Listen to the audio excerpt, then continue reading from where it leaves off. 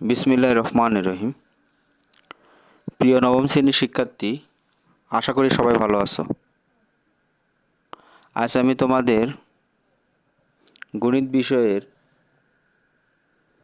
Binary সংখ্যা পদ্ধতি অধ্যায়ের অনুশীলনীর 5 নং অঙ্কের সমাধান করব। 5 নং প্রশ্নে বলা আছে, নিচের বাইনারি সংখ্যাগুলো বিয়োগ করো। প্রিয় শিক্ষার্থী, আজ আমি তোমাদের বাইনারি সংখ্যার বিয়োগফল নির্ণয় করা শেখাবো। সেক্ষেত্রে 5-এর 3টি অঙ্ক সমাধান করব। 1 নং প্রশ্নে বলা আছে 1001 থেকে 101 বিয়োগ করতে বলা হয়েছে। এই দুটি বাইনারি সংখ্যা আমি এখানে লিখে নিয়েছি। লিখে নেওয়ার পর নিচে বাইনারি সংখ্যার বিয়োগের টেবিলও লিখে নিয়েছি।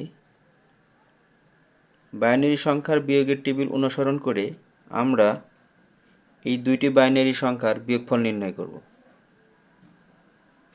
এক্ষেত্রে সর্বডানের কলামের বিয়োগফল লিখে নেব, পরবর্তীতে বাম দিকের কলামগুলো পর্যায়ক্রমে বিয়োগ করব। বাইনারি সংখ্যার বিয়োগের টেবিলে লক্ষ্য করলে দেখতে পাই 1 থেকে 1 বিয়োগ করলে ফলাফল 0, যা এখানে রয়েছে 1 থেকে 1 বিয়োগ করলে 0। 0 থেকে 0 বিয়োগ করলে ফলাফল 0। 0 থেকে 1 বিয়োগ করলে হবে 1, হাতে থাকবে 1। সে হাতের 1 পরবর্তী কলামের নিচের অঙ্কের সঙ্গে যোগ হবে। পরবর্তী কলামের নিচে কোনো অঙ্ক নেই, এখানে আসে সেটা বসলো এবং উপরে আসছিল 1। 1 থেকে 1 বিয়োগ করলে ফলাফল হয় 0, যা বাম দিকে 0 হয়, যা আমাদের না লিখলেও চলে। প্রিয় শিক্ষার্থী, এবার আমরা 5-এর 2 নং প্রশ্ন 11001 থেকে 1011 এর বিয়োগফল নির্ণয় করব। আমরা সংখ্যা দুইটি একটির নিচে আরেকটি লিখে নিয়েছি।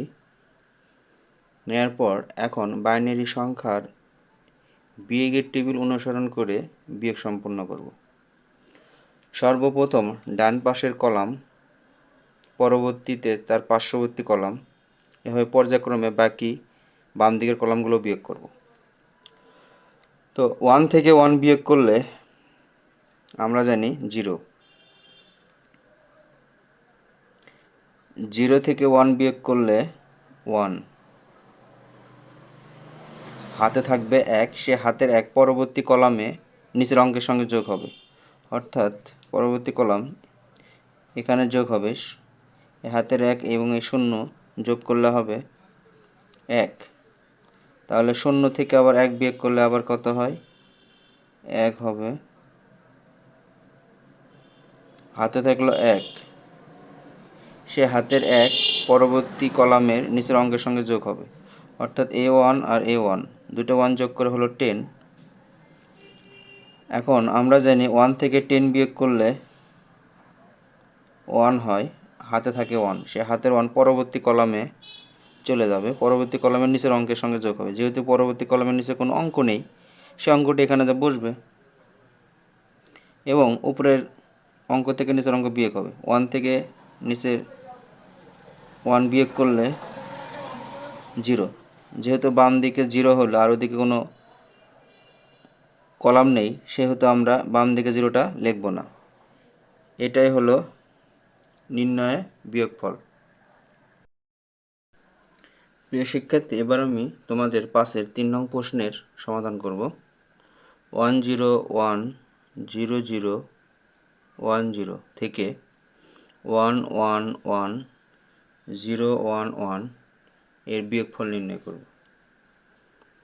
প্রথম সংখ্যাটি আমি উপরে লিখে নিয়েছি, পরের সংখ্যাটি তার নিচে লিখে নিয়েছি। এখন আমরা বিয়োগের টেবিল অনুসরণ করে বিয়োগফল নির্ণয় করব। সেক্ষেত্রে সর্বপ্রথম ডান পাশের কলাম, পরবর্তীতে বাম পাশের কলাম, এভাবে পর্যায়ক্রমে বাম দিকে সবগুলো কলামের বিয়োগফল নির্ণয় করব। জিরো থেকে ওয়ান বিয়োগ করলে হয় ওয়ান, হাতে থাকে ওয়ান। এই হাতের ওয়ান পরবর্তী কলামে নিচের অঙ্কের সঙ্গে যোগ হবে। পরবর্তী কলামের নিচের অঙ্কে আছে ওয়ান, এ ওয়ান এ হাতের ওয়ান যোগ করলে হবে 10। এখন উপরে আমরা জানি ওয়ান থেকে 10 বিয়োগ করলে ফলাফল হবে ওয়ান, হাতে থাকবে ওয়ান। এ হাতে ওয়ান পরবর্তী কলামে নিচের অঙ্কের সঙ্গে যোগ হবে। পরবর্তী কলামের নিচের অঙ্কে জিরোর লগে যোগ হলে এবং ওয়ান, দুইটা অঙ্ক যোগ করলে হবে ওয়ান। এখন জিরো থেকে ওয়ান বিয়োগ করলে ওয়ান, হাতে থাকে ওয়ান। এই হাতের ওয়ান পরবর্তী কলামে নিচের অঙ্কের সঙ্গে যোগ হবে। পরবর্তী কলামের নিচের অঙ্কে আছে ওয়ান, সেই ওয়ানের সঙ্গে হাতে ওয়ান যোগ করলে হবে 10। তো জিরো থেকে 10 বাদ দিলে হবে জিরো। এই জিরোকে আমরা 10 ধরার কারণে হাতের এক পরবর্তী কলামে এই ওয়ানের সঙ্গে যোগ হবে। ওয়ান এবং ওয়ান যোগ করলে হবে 10। তো ওয়ান থেকে 10 বিয়োগ করলে হয় ওয়ান, হাতে থাকে ওয়ান। সে হাতের ওয়ান পরবর্তী কলামের নিচের অঙ্কের সঙ্গে যোগ হবে।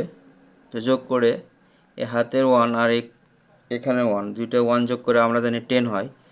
তো উপরে জিরোকে আমরা জিরোর থেকে 10 বিয়োগ করলে আমরা জানি জিরোর থেকে 10 বিয়োগ করলে জিরো হয়। এই জিরো হাতের এক এখানে আসলো, ওয়ান থেকে ওয়ান বিয়োগ করলেও জিরো হয়। যেহেতু বাম পাশের দুইটি অঙ্ক জিরো, এই দুইটি অঙ্কেরকে আমরা অ্যাভয়েড করতে পারি। সেক্ষেত্রে আমরা 1011 লিখতে পারি।